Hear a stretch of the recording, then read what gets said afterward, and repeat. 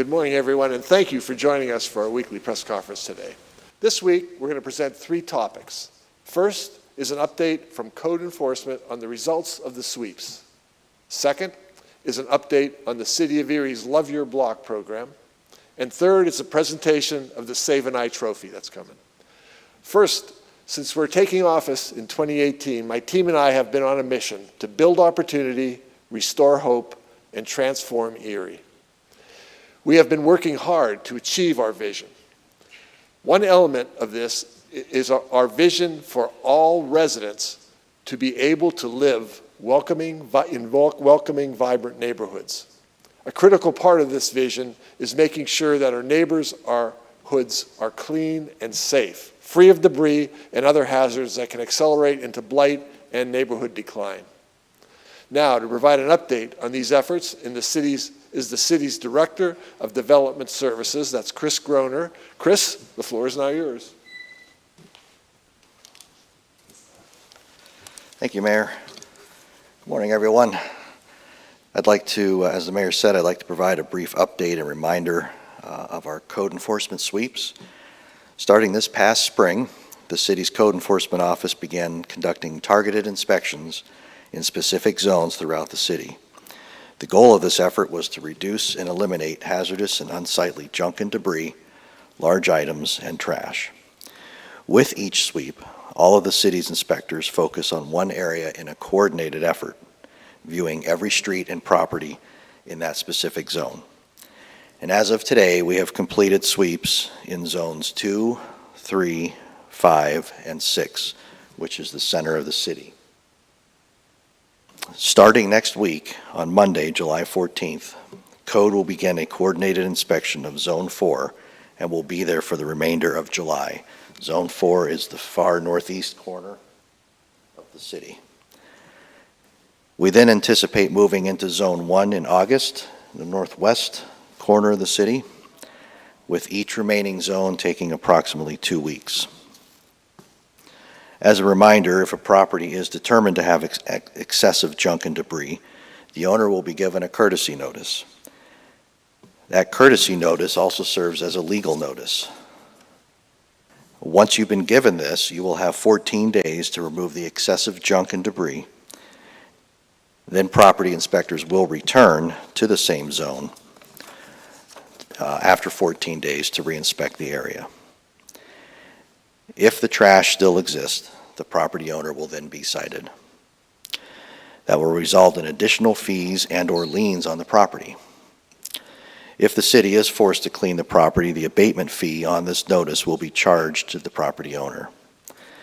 The abatement fees will begin at a minimum of $1,400, $1,401.27 to be exact. This cleanup cost will be attached to the property owner's water, sewer, and garbage bills.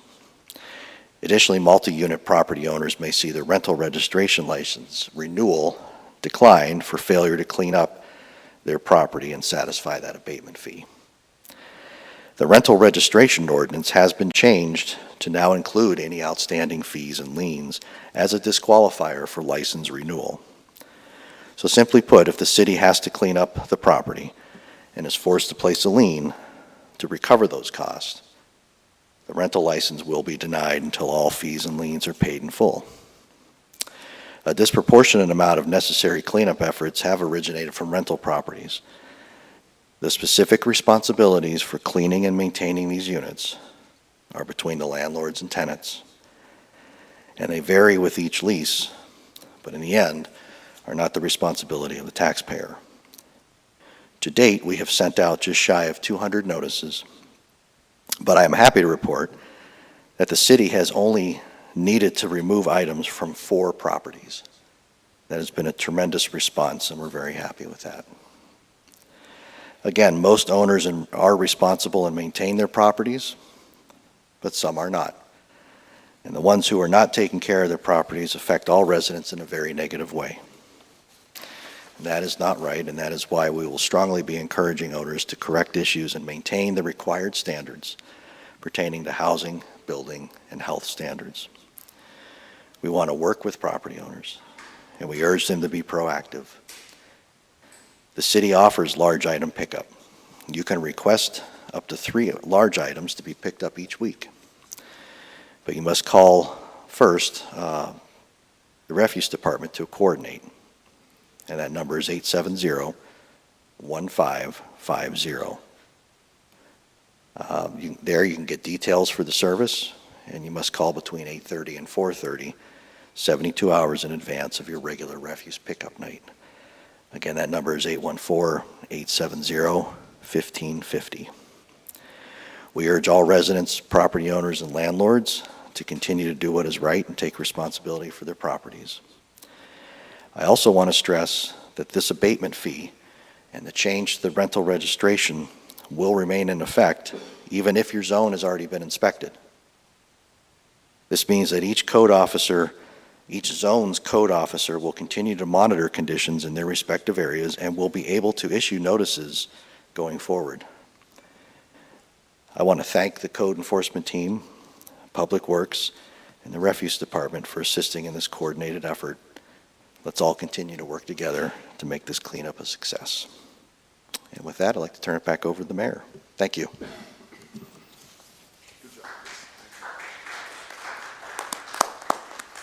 Thank you very much, Chris. I want to commend you and all the city's code enforcement staff and our employees in Public Works for their hard work in making this program such an outstanding success. Next, we turn to the city's Love Your Block program. Love Your Block is an impactful initiative that continues to empower residents and volunteers by providing city resources and services to address blight throughout our community. This program has made a tangible difference in neighborhoods, and for an update, I would like to invite Liz Reyes. Liz is our Neighborhood Resource Team Leader from the Department of Planning and Neighborhood Resources. I'd like to invite her to provide us with an update on that program. Liz, the floor is now yours. Thank you, Mayor. Good morning, everyone. Over the past 3 months, our staff have been working closely with neighborhood organizations and partners to conduct outreach to residents for the Love Your Block mini grant projects. To name a few, the Academy Neighborhood Association, Eastside Grassroots Coalition, Groundwork Erie, Our West Bayfront, Central City Neighborhood Watch, and Build CDC. On June 25th, Love Your Block, Build CDC, Johnson Real Estate Properties, and local volunteers planted 66 flowers in front of the new UPMC Health Plan Neighborhood Center at 803 East Avenue. We extend our sincere gratitude to all the volunteers whose hard work brought this project to life. Special thanks also goes to Sarah Peelman, City of Erie arborist, and Potras Floral Shop for their invaluable expertise into the landscape design. We're also grateful to the City of Erie Borough Parks for generously providing 2 truckloads of compost for this project. It's dedicated volunteers and partners like them that are steering the path forward for the Wayne Health and Wealth Equity District. Next, Love Your Block and the Academy Neighborhood Association teamed up this past Saturday for a successful neighborhood dumpster cleanup. A big thank you to Janina Lee with the Academy Neighborhood Association, Public Works Assistant Director Jeff Gibbons, the Public Works Streets crew, and volunteers for the leadership and commitment in making this event such a success. Together, we collected more than 45 tires, 150 TV screens, old computers, small electronic appliances, and vacuums. Volunteers and residents filled both a 30-yard and a 15-yard dumpster with junk and debris from the neighborhood. The impressive turnout was a joy to see as neighbors reconnected, shared resources, and celebrated their neighborhood with pride, smiles, and laughter. In addition to the cleanup, the Academy Neighborhood Association led a distribution of over 40 yard tools and more than 50 outdoor plants, generously provided by Potras Greenhouse to residents in need. Thank you to everyone who participated and helped us keep our neighborhoods clean and vibrant. To celebrate all of their hard work, neighbors and volunteers joined us on Sunday for the 814 concert in Bakerfield that featured the Barry King Blues Band presented by UPMC Health Plan and Northwest Bank. But don't worry, there are still plenty of opportunities to volunteer, get connected to information, and to enjoy and celebrate Erie's welcoming and vibrant neighborhoods. Anyone who's interested can sign up by visiting our website at erie.pa.us/LYB volunteer. You can also chat with us at our table at the upcoming 814 concert. We'll be there to share more about our projects and to present a certificate of funding to the Eastside Grassroots Coalition. Mark your calendars for this Sunday, July 13th at Roger Young Park, starting at 5 p.m., featuring Stephen Trahowski, the 814 Thelonious Monk Project. We're so excited for the weeks ahead of us, and I hope you can join us to be a part of the work in making the city we live in a more beautiful place. For any questions, please contact our team at 814-870-1269 or email us at loveyourblock@erie.pa.us. Now I'll turn it back to Mayor Schember. Mayor?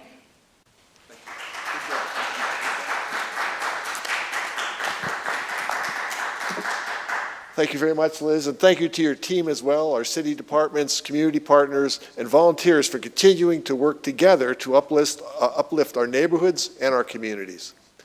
I especially want to thank UPMC Health Plan, Northwest Bank, American Tinning and Galvanizing, and the Commonwealth's Department of Community and Economic Development for supporting this very exciting initiative. As Liz mentioned, our next free 814 concert is this Sunday, July 13th at 5 p.m. at Roger Young Park. It will feature Steve Trahowski, who will present the 814 Thelonious Monk Project, and will include food by Underdog BBQ. In addition, we enjoyed our first Sounds of Summer concert on Monday at the VA Center with the Rooftop Project. We will have our second Sounds of Summer on Monday, July 14th at 7 p.m. at the Mercy Terrace Apartments featuring the Liz Sessler-Beckman Quartet. For more information, the entire summer concert series is available at 814concerts.com.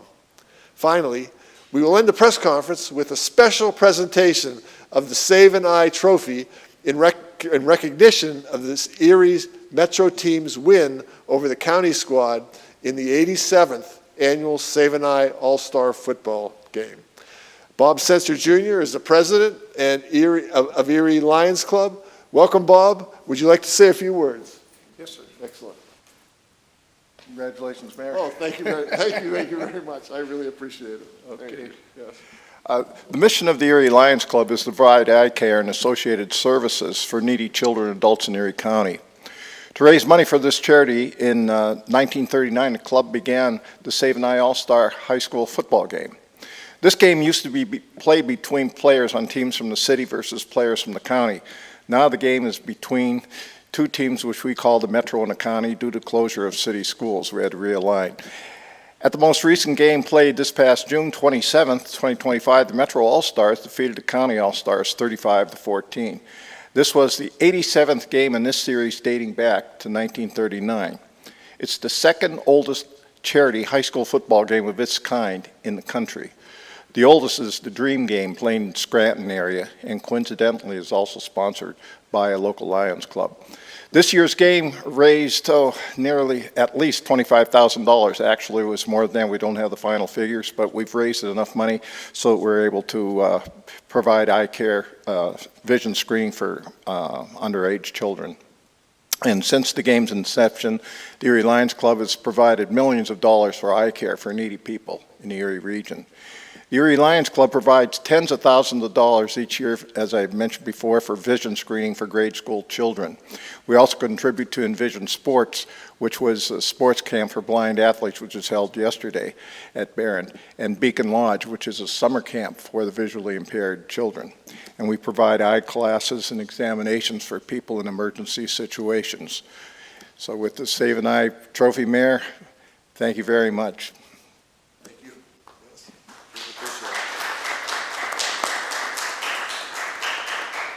Again, thank you very much, Bob. We really appreciate that. And on behalf of all the individuals and families throughout all of Erie, thank you very much. And congratulations to the Metro team for bringing home the win. We will display this trophy outside my office for everyone to see who visits us on the 5th floor. Now that concludes this week's press conference. Please be sure to follow us on social media for the latest updates on everything happening here in the city of Erie. Thank you very much for joining us, and enjoy the rest of the week. Thank you.